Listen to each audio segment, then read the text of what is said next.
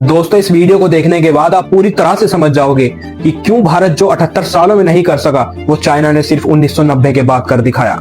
आज चाइना पूरी दुनिया के लिए मैन्युफैक्चरिंग हब माना जाता है, जिसने 2025 के अंदर ही केवल 4.85 ट्रिलियन डॉलर का व्यापार किया, यानी लगभग 4,800 अरब करोड़ रुपए का व्यापार किया। और ये नंबर इतना बड़ा है कि दुनिया की 30% मार्केट अकेले चाइना कंट्रोल करता है। और सिर्फ मैन्युफैक्चरिंग में नहीं, चाइना तो एआई एंड रोबोटिक्स में भी दुनिया में नंबर 1 पर आता है।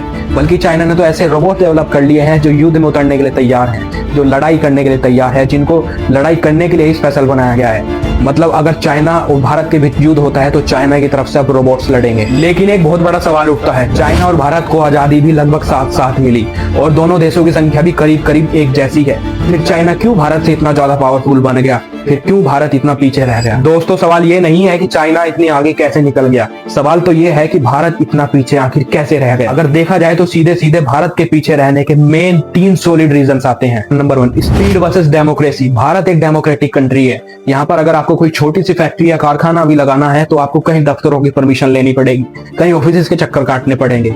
और एक बात आपको माननी पड़ेगी, मैन्युफैक्चरिंग में स्पीड ही सब कुछ होती है। तो वहीं अगर चाइना में देखा जाए तो डिसीजन बहुत तेजी से लिए जाते हैं, इम्प्लीमेंटेशन बहुत तेजी से होती है। रिजल्ट यह आता है कि चाइना में फैक्ट्रियां खड़ी हो जाती है, लेकिन भारत के अंदर हम दफ्तरों के चक्कर ही लगाते रह जाते हैं। Number 2, growth versus religion.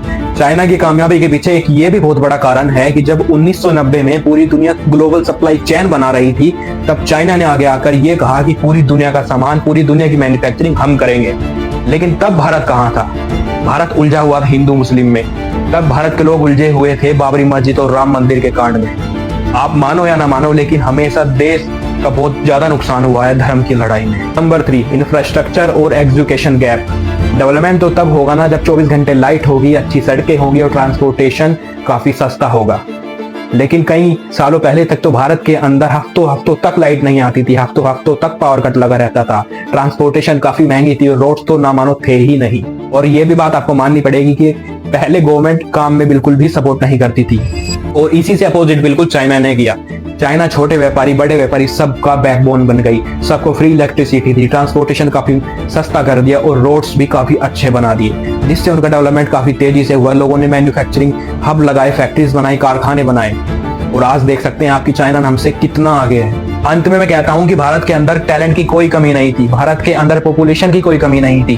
कमी थी तो फास्ट इंप्लीमेंटेशन की, कमी थी तो गवर्नमेंट सपोर्ट की, कमी थी तो रिसोर्सेज की, कमी थी तो फास्ट एजुकेशन की, जो भारत को कभी मिला ही नहीं। लेकिन सवाल ये उठता है कि क्या भारत आने वाले 20 सालों में गेम चेंजर बन पाएगा, या फिर हम धर्म, जाति, हिंदू मुस्लिम, गुरुद्वारा, मंदिर, मस्जिद में ही उलझ कर रह जाएंगे? दोस्तों, अगर वीडियो अच्छी लगी हो तो एक लाइक जरूर ठोक देना और अपने भाई को कमेंट में ये जरूर बताना कि क्या आने वाले 20 सालों में हम चाइना को पछाड़ पाएंगे।